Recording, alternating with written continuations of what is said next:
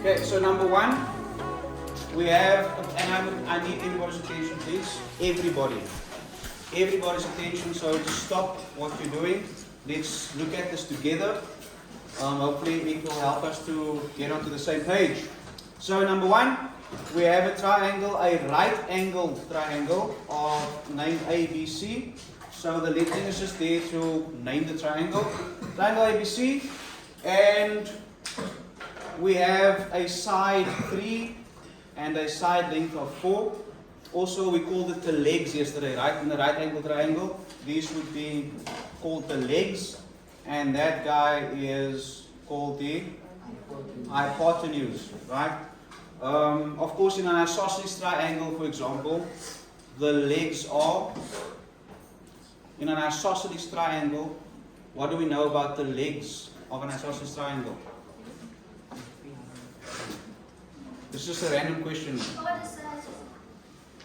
In an isosceles triangle, all the sides are equal? Two sides. Okay, so we can call those two sides the legs, right? That's what I was getting to, yes. Okay, so back to ABC. Our side that's unknown is called the hypotenuse, right? So can someone tell me how would I go about calculating the value of the hypotenuse using Pythagoras? In other words, how would I start off my solution?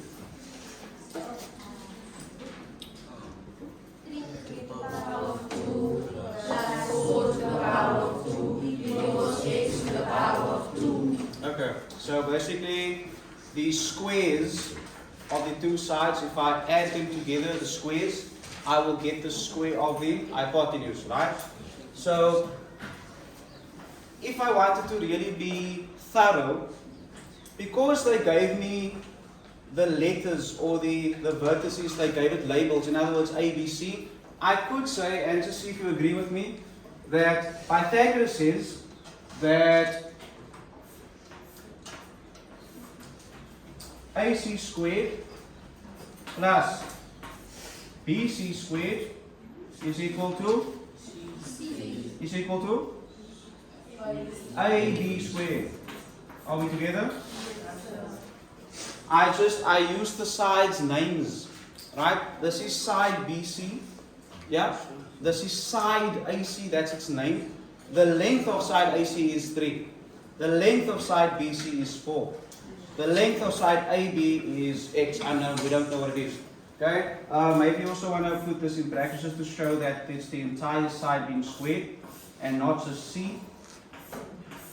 Okay, so this is us being thorough, giving the sides names. Now I go and I substitute, right? So what is the length of AC? 3. It's 3. So, would that be right? Yes, sir. Yeah? What's the length of BC?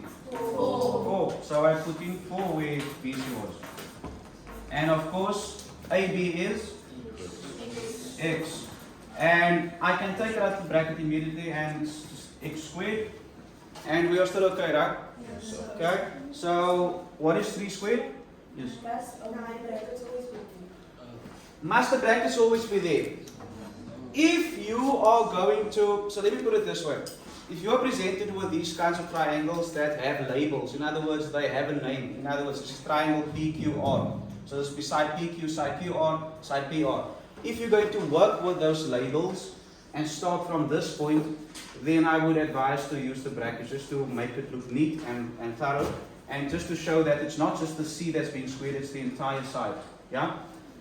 If you don't want to do all that stuff and you say, well, I just want to go straight to the numbers and do that, then you can go straight to the numbers and square them as is, because the only reason when you would need brackets when you're squaring a number is if the number is negative.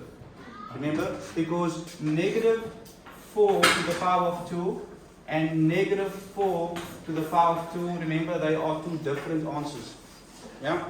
So in this case, yes. But of course, lengths are never negative. You don't have a negative 50 meters. Yeah? You don't measure. Have you ever heard of negative 17 centimeters? So lengths are never negative. So to answer your question, if you're going to go straight to the numbers, you don't need to use the brackets. Yes.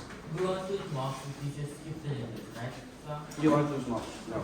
Because I will mark you on whether your application of the theorem is correct. In this case it is. Okay. Right, let's continue. Right, so 3 squared is 9. Yes? And that's 16. And this is still x squared. And together they give me. And in order to get rid of the square, because I'm not looking for x squared, I'm looking for x. How would I get rid of the square? By taking the square root on both sides.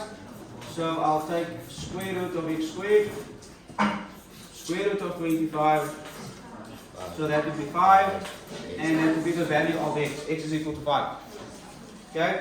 So there I've solved the value of x. Are we good? Yes. Can I wrap that off?